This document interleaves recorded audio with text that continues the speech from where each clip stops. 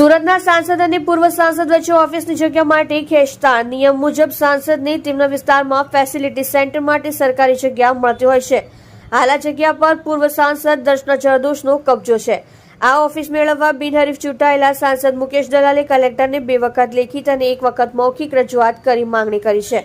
આ પછી કલેક્ટર દ્વારા પૂર્વ સાંસદ દર્શના જરદોશને ઓફિસ પરત કરવા વારંવાર પત્ર લખ્યા છે, પરંતુ તેઓ ખાલી ન કરતા હોવાથી વિવાદ વકર્યો છે.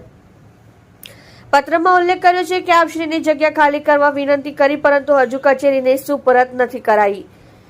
સાંસદ મુકેશ દલાલ દ્વારા વારંવાર જગ્યાની માંગણી માટે પત્ર લખાતો હોય. આ જગ્યા હાલ સાંસદને ફાળવવાની હોય. જગ્યા તાત્કાલિક ખાલી કરવા આપવા વિનંતી. બંને વચ્ચે સરકારી ઓફિસ માટેની ખેંચતાણમાં કલેક્ટરની સુડી વચ્ચે સોપારી થઈ હોવાનો ઘાટ સર્જ્યો. આપ જોઈ રહ્યા છો સોમવાર time news channel. Bureau report, Surat. ઓફિસને લઈને રજૂઆત કરવામાં આવી છે કલેક્ટરને. એ તો સ્વાભાવિક છે કે સાંસદ તરીકે ચૂંટાયા પછી ફેસિલિટી સેન્ટર માટે સરકારી ગાઈડલાઇન્સ પ્રમાણે સાંસદશ્રીને ઓફિસ માટે કાર્યાલય માટે જગ્યા ફાળો ફેસિલિટી સેન્ટર માટે જગ્યા ફાળવવાની હોય તે મેં માંગણી કરી હતી. પૂર્વ સાંસદ દર્શનાબેન પાસે પણ માંગણી કરી હતી, પણ તેઓ ખાલી નથી કર્યું. મારો હક અને મારો અધિકાર માત્ર સક્ષમ સત્તાધીશ સમક્ષ માંગણી કરવાનો હોય છે અને તે પ્રમાણે મેં કરી છે.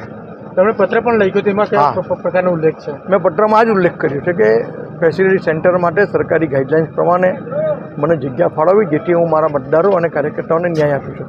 દર્શનાબેન જોડે કોઈ ચર્ચા થઈ હતી મારા ઓફિસમાં? મેં સક્ષમ સત્તાધીશ સમક્ષ રજૂઆત કરી છે. તેમના દ્વારા શું કહેવામાં આવ્યું છે? એમને એવું કહ્યું છે કે અમને ચાવી મળશે અને કબજો મળશે એટલે હું આપીશું.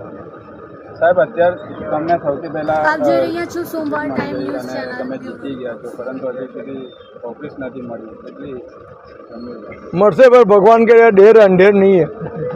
ક્યારે મળશે? પણ પત્ર હવે એનો કોઈ સમય નિશ્ચિત નથી. એ લોકો પાસે કોઈ બીજી જગ્યા મળશે. આરએનબી વાળા પણ છોટે છે અને કોઈ બીજી જગ્યા હશે તો બતાવશે. મેં કહ્યું પણ છે કે મને બીજી જગ્યા લાલ દરવાજા મધ્યસ્થ પડે છે, તે પણ મને બતાવો, મને વાંધો નથી. મૌખિક મેં એ પણ કહ્યું છે.